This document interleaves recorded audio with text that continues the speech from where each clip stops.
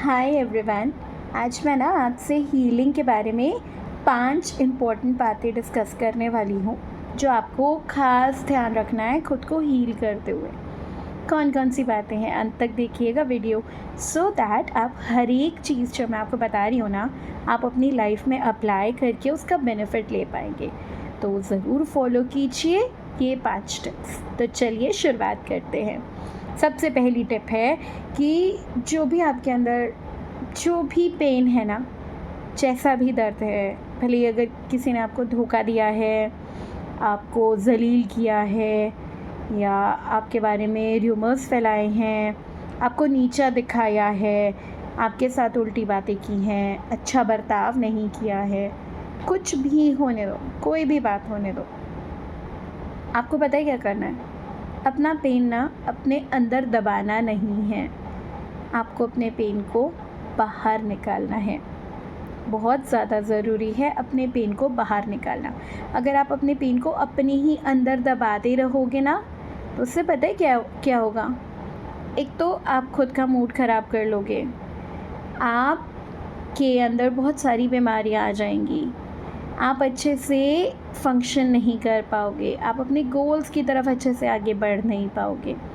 तो इसीलिए ना अपने अंदर दबाना नहीं है। जो भी प्रॉब्लम है बाहर निकालो, अंदर मत दबाओ। अब प्रॉब्लम्स को बाहर निकालने का मतलब ये भी नहीं होता है कि आप सबसे लड़ते रहो, झगड़ते रहो, गाली गलौज करो, ऐसा नहीं है।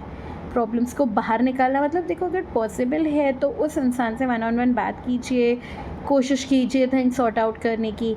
लेकिन अगर थिंग्स सॉर्ट आउट नहीं कर रही, जिस तरीके से आपने प्लान किया था उस तरीके से, उस हिसाब से चीज़ें नहीं हो रही हैं, तो आपको और भी बहुत सारे तरीके हैं लेट गो ऑफ करने के, या वो दुख दर्द अपने अंदर से निकालने के। जर्नलिंग कर सकते हैं आप, या आप ग्राउंडिंग कर सकते हैं, बहुत सारी चीज़ें होती हैं। तो उनमें से कोई भी चीज़ करिए, लेकिन अपने अंदर ना वो दर्द, वो पेन मत रखिए। ये है आपका पॉइंट नंबर 1। पॉइंट नंबर 2 है कि प्लीज़ आप स्टक मत रहिए। ठीक है, आपके पास बैड डेज़ आते हैं, गुड डेज़ भी आते हैं, आप अटक के मत रहिए, आगे बढ़िए, कुछ ना कुछ करते रहिए। ये मत सोचिए यार मेरे साथ अब गलत हो गया, मैं कुछ नहीं करने वाली हूँ, या अब मैं अपनी लाइफ से थक गई हूँ, हार गई हूँ, मुझे कुछ नहीं करना, ये नहीं वो नहीं। नो, आपको आगे बढ़ना है। एक रास्ता बंद हुआ, दूसरा रास्ता बंद हुआ, तीसरा रास्ता। कोई बात नहीं, खुद रास्ते बनाइए, नए नए तरीके ढूंढिए, बहाने ढूंढिए काम करने के। जस्ट बिकॉज कुछ गलत हुआ है इसका मतलब आप खुद को स्टक करके नहीं रख सकते। एंड थर्ड पॉइंट है, देखो बहुत इम्पोर्टेंट पॉइंट है, अपनी फीलिंग्स को ना जज मत करो और ना लोगों को जज करने दो। अगर कोई जज करता है उसको वहीं शांत करा दो।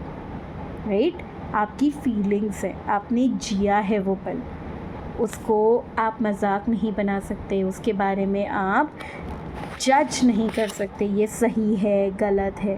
फीलिंग्स को कभी जज नहीं करना चाहिए, सही में नहीं करना चाहिए।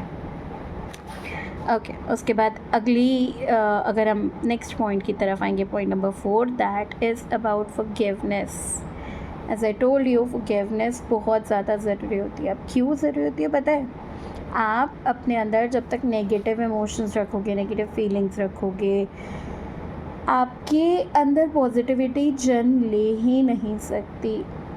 आपने वो एक्सपेरिमेंट तो देखा होगा ना, glass full of muddy water, क्या उस ग्लास में आप फ्रेश वाटर डाल सकते हैं जब उसमें मडी वाटर है? तो नहीं डाल सकते ना, समाएगा ही नहीं, भरा हुआ है मडी वाटर से वो ग्लास। अब उसके अंदर से जब आप मडी वाटर निकाल देंगे, उसको पूरा क्लीन कर लेंगे, उसी के बाद आप उसके अंदर फ्रेश वाटर डाल सकते हो। तो उसके लिए क्लीनिंग बहुत ज़रूरी होती है, फॉरगिवनेस बहुत ज़्यादा ज़रूरी होती है। फॉरगिवनेस प्रैक्टिस कीजिए, जाने दो भाड़ में गई दुनिया, खुद के ऊपर फोकस करो, खुद पे ध्यान रखो, खुद के बारे में सोचो एंड खुद से ही मतलब रखो।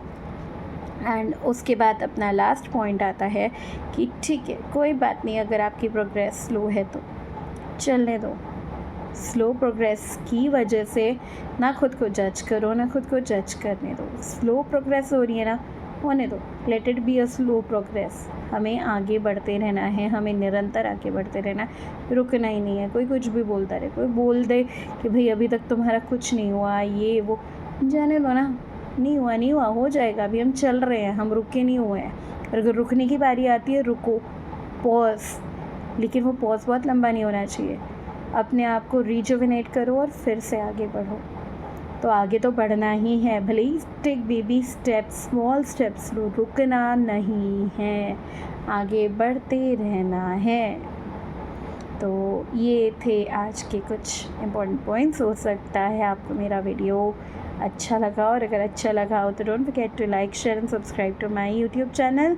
एंड अगर आप मुझसे क्रिस्टल हीलिंग सीखना चाहते हैं, स्विच वर्ड सीखना चाहते हैं, और वाटर मैनिफेस्टेशन के मैं वाटर मैनिफेस्टेशन का कोर्स करवाती हूँ, अगर वो आप सीखना चाहते हैं, या आपको क्वांटम हीलिंग सीखना है, तो प्लीज़ कमेंट्स में कोर्स टाइप कर दीजिए, मैं आपको कोर्स डिटेल्स भेज दूँगी। और येस, मेरा क्रिस्टल हीलिंग कोर्स जो कि एक बिगनर लेवल कोर्स है, वो चालू होने वाला है। अगर आपको पढ़ना है मुझसे, अगर आप मुझसे जानकारी लेना चाहते हैं, मुझसे जुड़ना चाहते हैं, तो कमेंट सेक्शन में क्रिस्टल्स टाइप कर दीजिएगा, मैं आपको कोर्स डिटेल्स भेज दूँगी। तो चलिए, मिलती हूँ मैं आपके अगले वीडियो में। Until then, please take care and keep healing. Bye bye.